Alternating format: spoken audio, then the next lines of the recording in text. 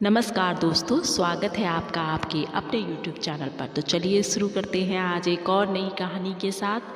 आज की कहानी बहुत ही रोचक और मज़ेदार है, तो चलिए शुरू करते हैं।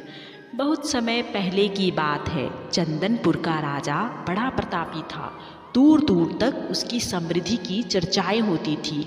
उसके महल में हर एक सुख सुविधा की वस्तु उपलब्ध थी, पर फिर भी अंदर से उसका मन अशांत रहता था।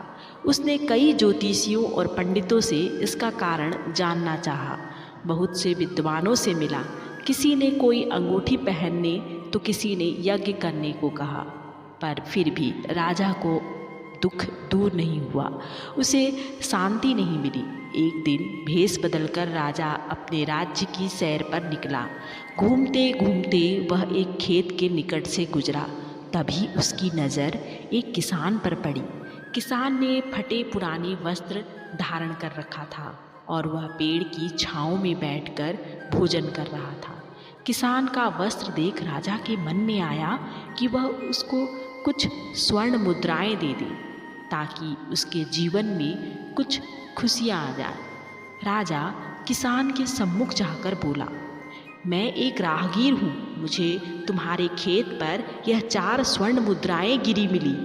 क्योंकि यह खेत तुम्हारा है, इसलिए यह मुद्राएं तुम ही रख लो।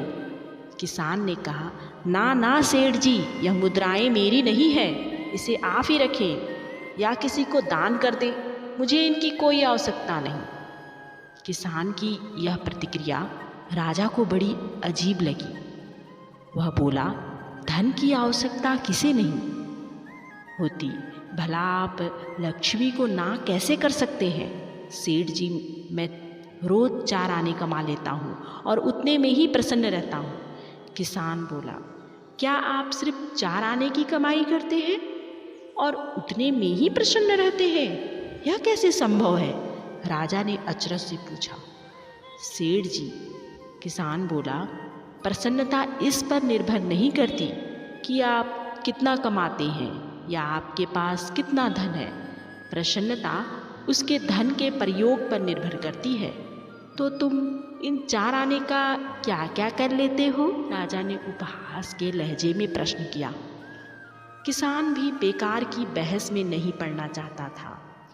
उसने आगे बढ़ते हुए उत्तर दिया, इन 4 में से एक मैं कुएं में डाल देता हूँ, दूसरे से कर चुका देता हूँ, तीसरे उधार में दे देता हूँ और चौथा मिट्टी में गाड़ देता हूँ। राजा सोच में पड़ गया।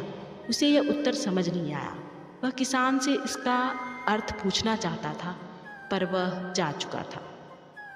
राजा ने अगले दिन ही सभा बुलाई और पूरे दरबार में कल की घटना का सुनाया और सबसे किसान के उस कथन का अर्थ पूछने लगा।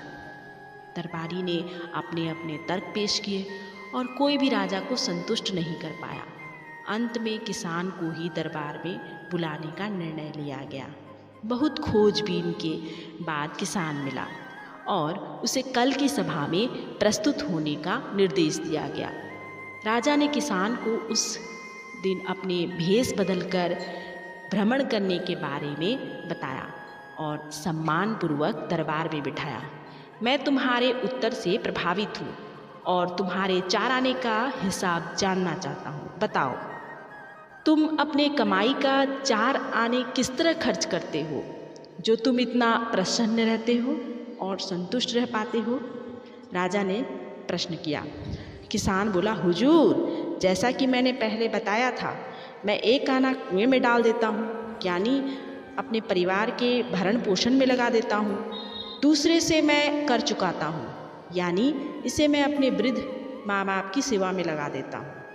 तीसरा मैं उधार दे देता हूँ, यानी अपने बच्चों की शिक्षा दीक्षा में लगा देता हूँ।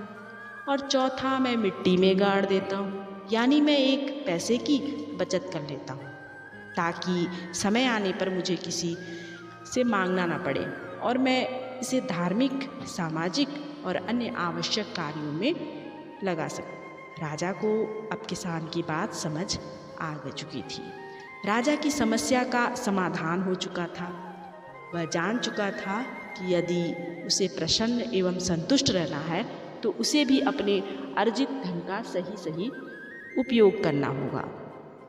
तो दोस्तों देखा जाए तो पहले की अपेक्षा लोगों की आमदनी बढ़ी है, पर क्या उसी अनुपात में हमारी प्रसन्नता भी बढ़ी है?